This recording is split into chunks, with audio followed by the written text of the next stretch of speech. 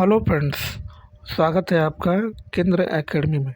Friends, आज इस session में हम लोग बीपीएससी टीआरई 4.0 यानी बीपीएससी टीचर 4.0 न्यू वैकेंसी 2025 के लिए हम लोग आधुनिक भारत का इतिहास से रिलेटेड सभी महत्वपूर्ण प्रश्नों को, जो केवल मोस्ट इम्पॉर्टेंट क्वेश्चन है, उन्हीं को आज इस सेशन में डिस्कस करेंगे। ये सारे प्रश्न आपके एग्ज़ाम के दृष्टिकोण से यानी बीपीएससी टीआरई 4.0 के दृष्टिकोण से काफ़ी इम्पोर्टेंट होंगे। इसको ध्यानपूर्वक पूरा ज़रूर देखिएगा। जो लोग पहली बार चैनल पर आए होंगे तो चैनल को सब्सक्राइब कर लीजिएगा और बगल में बेल आइकन का निशान है, उससे ज़रूर दबा दीजिएगा ताकि आपको रेगुलर अपडेट मिलता रहे। तो चलिए फ्रेंड्स, बिना देरी के हुए सेशन को स्टार्ट करता है। एक बार प्लीज़ पहले लाइक कर दीजिएगा और जब पूरा सेशन देख लीजिएगा तो कम से कम इसे एक ग्रुप में ज़रूर शेयर कर दीजिए। तो चलिए, आज का हमारा जो टॉपिक है आधुनिक भारत का इतिहास, और इनसे रिलेटेड जितने भी सारे प्रश्न बनेंगे फ्रेंड्स, उन सभी प्रश्नों को आज इस सेशन में हम लोग डिस्कस करेंगे। ठीक है, आज का हमारा जो पहला प्रश्न है, बक्सर की लड़ाई के बाद किस संधि पर हस्ताक्षर किए गए? इलाहाबाद की संधि, दूसरा सुगौली की संधि, सी बेसिन की संधि और डी सालबाई की संधि। इसका ऑप्शन जो हो जाएगा ऑप्शन नंबर ए, बक्सर की लड़ाई के बाद जो है इलाहाबाद की संधि जो है हस्ताक्षर हुआ था। ठीक है, आगे इसका हम लोग डिस्कस दे सकते हैं फ्रेंड्स। बक्सर की लड़ाई के बाद रॉबर्ट क्लाइव ने मुगल सम्राट शाह आलम द्वितीय तथा अवध के नवाब शुजाउद्दौला के साथ इलाहाबाद की संधि 1965 ईस्वी में की गई थी, जिसके अंतर्गत 1965 नहीं फ्रेंड्स, ये जो है यहाँ पे गलत लिखा है। ठीक है, यहाँ पे गलत है। ठीक है, मुगल सम्राट ने बंगाल को अंग्रेज़ों को दे दिया। रॉबर्ट क्लाइव को बंगाल का पहला गवर्नर जनरल बनाया गया था। मुगल सम्राट ने 26 लाख रुपए वार्षिक भुगतान के बदले ईस्ट इंडिया कंपनी को बंगाल, बिहार और उड़ीसा की जो है दीवानी दी गई थी। ठीक है, चलिए आगे हमारा प्रश्न है कि डच ईस्ट इंडिया कंपनी ने किस वर्ष पटना में अपना कारखाना स्थापित किया था? 1635, 1632, 1643, 1648। इसका जो ऑप्शन हो जाएगा फ्रेंड्स ऑप्शन नंबर बी इसका क्या है, राइट ऑप्शन है। यानी 1632 ईस्वी में जो है इन्होंने ये जो है डच ईस्ट इंडिया कंपनी जो है पटना में ऑफिस खोला था। डच ईस्ट इंडिया कंपनी ने वर्ष 1632 ईस्वी में पटना में अपना कारखाना स्थापित किया, जो पटना कलेक्ट्रेट के रूप में जाना जाता है। पुर्तगाली बिहार में प्रवेश करने वाले पहले यूरोपीय थे। पुर्तगाली मुख्य रूप से मसालों और कपड़ों का व्यापार करते थे। ठीक है, चलिए आगे हमारा प्रश्न है कि इनमें से कौन इंग्लैंड में भारत के अनाधिकारिक दूत बने? सुरेंद्रनाथ बनर्जी, दादा भाई नौरोजी, स्वामी विवेकानंद, उपयुक्त में से एक से अधिक और उपयुक्त में से कोई नहीं। इसका जो ऑप्शन हो जाएगा फ्रेंड्स ऑप्शन नंबर बी इसका क्या है, राइट ऑप्शन है। यानी भारत में जो है ये इंग्लैंड में जो है भारत के अनाधिकारिक दूत बनाए गए थे। ठीक है, इसका हम लोग डिस्कस दे सकते हैं फ्रेंड्स। इंग्लैंड में भारत का अनाधिकारिक दूत दादा भाई नौरोजी माने जाते हैं। 1866 ईस्वी में ईस्ट इंडिया एसोसिएशन की स्थापना कर दादा भाई नौरोजी ने ब्रिटिश जनता और संसद को भारतीय विषयों से अवगत कराया था तथा भारतीयों के पक्ष में इंग्लैंड में जन समर्थन तैयार किया। इसलिए वे भारत के दूत कहे जाते थे। इन्हें सम्मानपूर्वक भारत का वयोवृद्ध पुरुष यानी grand old man of India भी इनको कहा जाता है। ठीक है, चलिए आगे इसमें लिखा है फ्रेंड्स, 1859 के भारतीय उत्प्रवास अधिनियम ने निर्धारित किया था कि बागान श्रमिकों को बिना अनुमति के चाय बागान छोड़ने की अनुमति नहीं थी। बागान श्रमिकों को बिना अनुमति के जंगल छोड़ने की अनुमति नहीं थी। बागान श्रमिकों को शादी करने की अनुमति नहीं थी। उपयुक्त में से एक से अधिक और उपयुक्त में से कोई नहीं। इसका जो ऑप्शन सही हो जाएगा ऑप्शन नंबर ए। 1859 का जो भारतीय प्रवास अधिनियम था उसमें ये था कि बागान श्रमिकों को बिना अनुमति के जो है चाय बागान छोड़ने की अनुमति नहीं थी। ठीक है, इसका हम लोग डिस्कस भी देख सकते हैं फ्रेंड्स। ब्रिटिश औपनिवेशिक सरकार ने 19वीं शताब्दी के दौरान भारत में श्रमिकों के आंदोलन को नियंत्रित करने के लिए वर्ष 1859 का अंतर्देशीय अधिनियम पारित किया। इसके तहत चाय बागानों के श्रमिकों को अपने पदाधिकारियों की अनुमति के बिना बागान छोड़ने पर रोक लगा दी, जबकि श्रमिकों को जंगल छोड़ने एवं शादी करने के संदर्भ में कोई भी प्रावधान इस अधिनियम में नहीं था। ठीक है, चलिए आगे हमारा प्रश्न है कि निम्नलिखित में से किसको grand old man of India के नाम से भी जाना जाता है? ऑप्शन ए दादा भाई नौरोजी, ऑप्शन बी बाल गंगाधर तिलक, गोपाल कृष्ण गोखले, उपयुक्त में से एक से अधिक और उपयुक्त में से कोई नहीं। इसका जो ऑप्शन सही हो जाएगा फ्रेंड्स ऑप्शन नंबर ए, यानी जो दादा भाई नौरोजी हैं इंडियन जो है grand old man of India इनको कहा जाता है। ठीक है, दादा भाई नौरोजी को grand old man of India कहा जाता है। 1887 में इन्होंने इंग्लैंड में भारतीय सुधार समिति की स्थापना की। ये ब्रिटिश हाउस ऑफ कॉमन्स का चुनाव लड़ने वाले पहले भारतीय थे। इन्होंने लिबरल पार्टी के उम्मीदवार के रूप में फिल्सबरी में 1892 में चुनाव जीता था। दादा भाई नौरोजी ने धन के निष्कासन सिद्धांत का वर्णन अपनी पुस्तक poverty and un British rule India में किया था।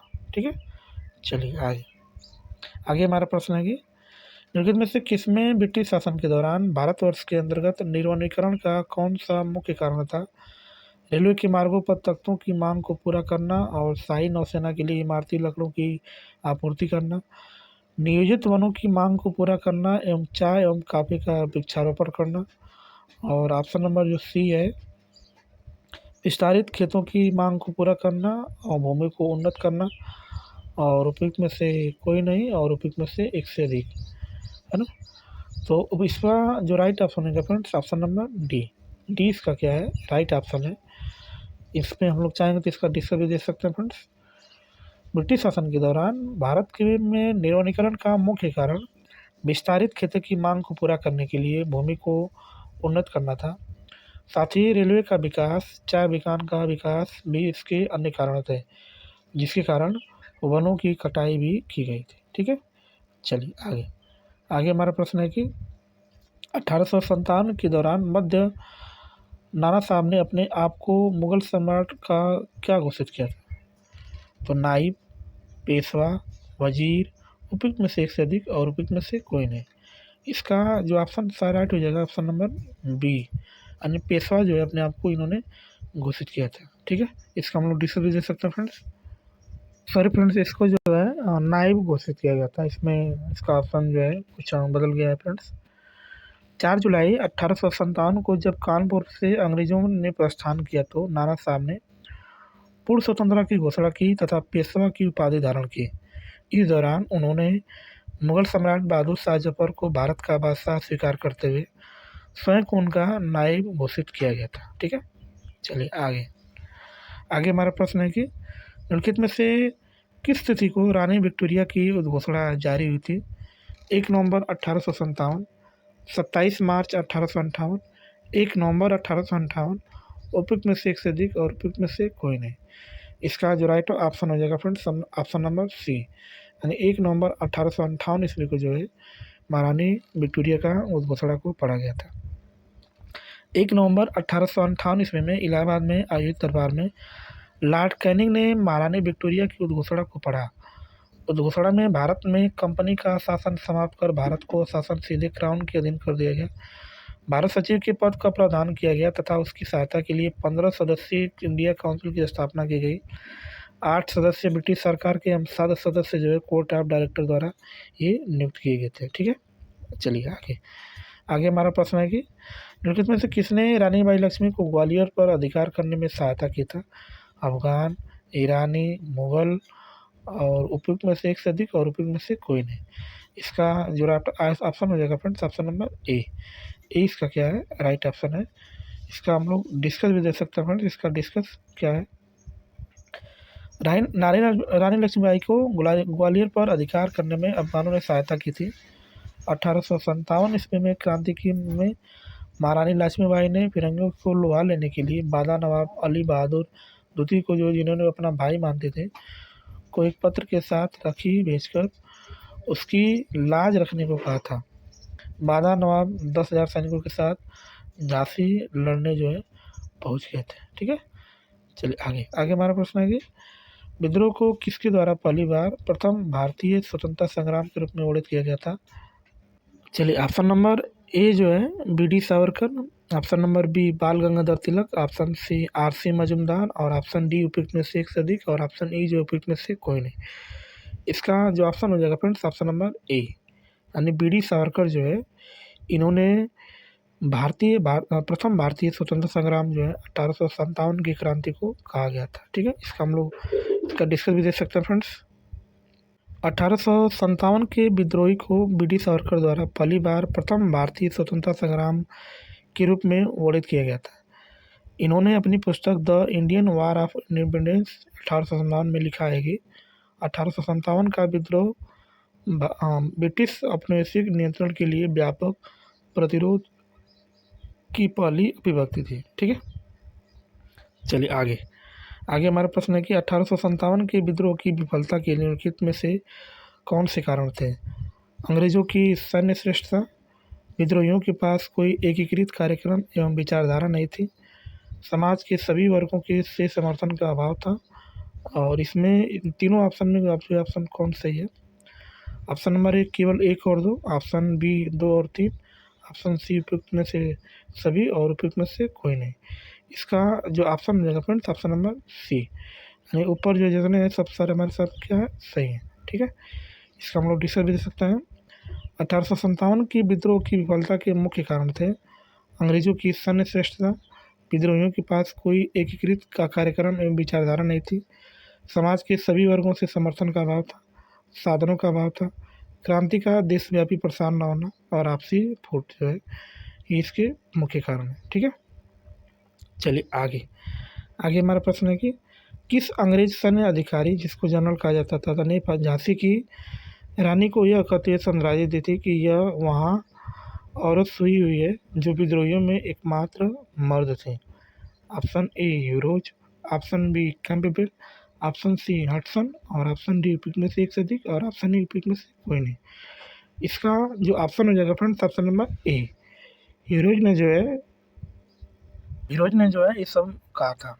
ठीक है, अंग्रेज सैन्य अधिकारी यूरोज ने झांसी की रानी की लक्ष्मीबाई को यह कहते संदेश दी थी कि यहाँ वह औरत सोई हुई है जो विद्रोहियों में एकमात्र मर्द थे।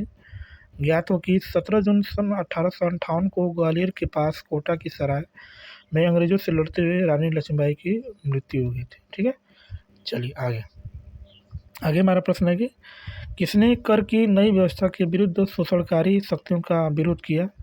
1856 में खानादोश की जनजातियों ने, 1855-56 में बिहार के संथालियों ने और ऑप्शन जो सी है 1850 में छोटा नागपुर की जनजातियों ने, उपयुक्त में से एक से अधिक और ऑप्शन जो ई है उपयुक्त में से कोई नहीं। इसका ऑप्शन जो ई है उपयुक्त में से कोई नहीं। इसका हम लोग इसका जो राइट ऑप्शन हो जाएगा फ्रेंड्स ऑप्शन नंबर इसका ऑप्शन जो हो जाएगा ऑप्शन नंबर बी जो है इसका राइट ऑप्शन है। 1855-56 में बिहार के संथालियों ने जो है ये सब कार्यक्रम किया था। ठीक है, इसका डिस्कस दे सकते हैं। 1855-56 में बिहार के संथाल आदिवासियों ने ब्रिटिश सरकार द्वारा लागू की गई कर नीति के विरुद्ध सशस्त्र विद्रोह किया। इसे संथाल विद्रोह या संथाल हुल कहा जाता है। इस विद्रोह का नेतृत्व सिद्धू, कानू, भैरव और चांद नामक 4 भाइयों ने किया था, जिसमें सिद्धू और कानू नाम प्रमुख नेतृत्वकर्ता थे। यह विद्रोह लगभग 1 वर्ष तक चला था। ठीक है, चलिए आगे आगे हमारा प्रश्न है कि किसके नेतृत्व में संथाल विद्रोह 1855-56 शुरू हुआ था? राजकुमार शुक्ल, एस एन सिन्हा, सजानंद सरस्वती, उपयुक्त में से एक से अधिक और उपयुक्त में से कोई नहीं। इसका जो राइट ऑप्शन है फ्रेंड्स ऑप्शन नंबर ई उपयुक्त में से कोई नहीं जो है ऑप्शन इसका सही है। बंकिम चंद्र चटर्जी का उपन्यास आनंद मठ से किस विद्रोह का उल्लेख है? सन्यासी, पागलपंथी, नील, उपयुक्त में से एक से अधिक और उपयुक्त में से कोई नहीं। इसका जो ऑप्शन हो जाएगा फिर ऑप्शन नंबर ए सन्यासी से जो है इनका जो है आनंद मठ से लिया गया। इसका हम लोग डिस्कस दे सकते हैं फ्रेंड्स। बंकिम चंद्र चटर्जी के उपन्यास आनंद मठ में सन्यासी विद्रोह का उल्लेख है। यह बांग्ला भाषा का एक अन्य उपन्यास है जिसका प्रकाशन 1882 में हुआ था। ठीक है, आगे बंकिम चंद्र चट्टोपाध्याय के आनंद मठ में किस विद्रोह का उल्लेख है? सन्यासी, संथाल, नील, उपयुक्त में से एक से अधिक और उपयुक्त में से कोई नहीं। इसका जो राइट ऑप्शन हो जाएगा फ्रेंड्स ऑप्शन नंबर ए जो है इसका क्या है, राइट ऑप्शन है। अभी हमने इसके बारे में बताया था। ठीक है, चलिए आगे। बंकिम चंद्र चटर्जी के उपन्यास आनंद मठ प्रकाशित किया गया था 1881, 82, 1880, उपयुक्त में से एक से अधिक और उपयुक्त में से कोई नहीं। इसका जो राइट ऑप्शन हो जाएगा फ्रेंड्स ऑप्शन नंबर बी। 1882 में जो है आनंद मठ को किया गया था, प्रकाशित किया गया था। ठीक है, चलिए आगे। आगे हमारा प्रश्न है कि निम्नलिखित में से कौन सी घटना सबसे पहले हुई थी? संथाल विद्रोह, बिरसा मुंडा विद्रोह, ताना भगत आंदोलन, उपयुक्त में से एक से अधिक और उपयुक्त में से कोई नहीं। इसमें ऑप्शन की बात करेंगे तो इसका ऑप्शन नंबर ए जो है सही है, क्योंकि 1855-56 में जो है ये संथाल विद्रोह हुआ था। इसका डी दे सकते हैं। उपयुक्त विकल्प में से सबसे पहले घटने वाली घटना संथाल विद्रोह 30 जून सन 1855 था। संथाल विद्रोह के नेता सिद्धू और कान्हो थे। बिरसा मुंडा का विद्रोह 1895 से 1900 में हुआ था। यह विद्रोह झारखंड के एक छोटापुर नागपुर क्षेत्र में हुआ था। इसे मुंडा उलगुलान विद्रोह भी कहा जाता है। ताना भगत आंदोलन 1914 से 1920 में झारखंड के एक छोटा नागपुर में हुआ था। इसके नेता जो है जतरा उराव थे। ठीक है, आगे हमारा प्रश्न है कि ताना भगत आंदोलन संबंधित है दलित आंदोलन से, आदिवासी आंदोलन से, किसान आंदोलन से, उपयुक्त में से एक से अधिक और उपयुक्त में से कोई नहीं। इसका जो ऑप्शन सही हो जाएगा ऑप्शन नंबर बी। ये जो है आदिवासी आंदोलन से जो है रिलेटेड है, जो हमारे ताना भगत है। ठीक है, ताना भगत आंदोलन आदिवासी आंदोलन से संबंधित है। यह आंदोलन 1914 से 1919 तक चला था। यह बिहार वर्तमान झारखंड में राज्य के एक छोटा नागपुर पठार जतरा भगत और तुलसिया भगत द्वारा किया गया था। इसे उरांव ताना भगत आंदोलन के नाम से भी इसको जाना जाता है। ठीक है, आगे हमारा प्रश्न है निम्नलिखित में से कौन सा विद्रोह आंदोलन लंबी दाढ़ी रखने पर कर लगाए जाने के कारण हुआ था? फरेजी आंदोलन, पागलपंथी आंदोलन, वहाबी आंदोलन, उपयुक्त में से एक से अधिक और उपयुक्त में से कोई नहीं। इसका जो राइट ऑप्शन होगा फ्रेंड्स ऑप्शन नंबर सी। वहाबी आंदोलन जो है दाढ़ी रखने पर ये जो है कर लगाया गया था। ठीक है, इसका हम लोग डिस्कस दे सकते हैं फ्रेंड्स। वहाबी आंदोलन विद्रोह लंबी दाढ़ी रखने पर लगाए जाने के कारण हुआ था। यह आंदोलन वर्ष 1831 ईस्वी में हुआ था। इससे संबंधित नेता सैयद अहमद थे। ठीक है, तो चलिए फ्रेंड्स आज के लिए इतना ही। मिलते हैं नेक्स्ट क्लास में। यदि चैनल पर पहली बार आए हो तो चैनल को सब्सक्राइब कर दीजिएगा और लाइक कर दीजिएगा और अपने दोस्तों को शेयर कर दीजिएगा। ऐसे ही शानदार प्रश्नों के साथ मिलते हैं नेक्स्ट क्लास में। तब तक के लिए बाय और जय हिंद फ्रेंड्स।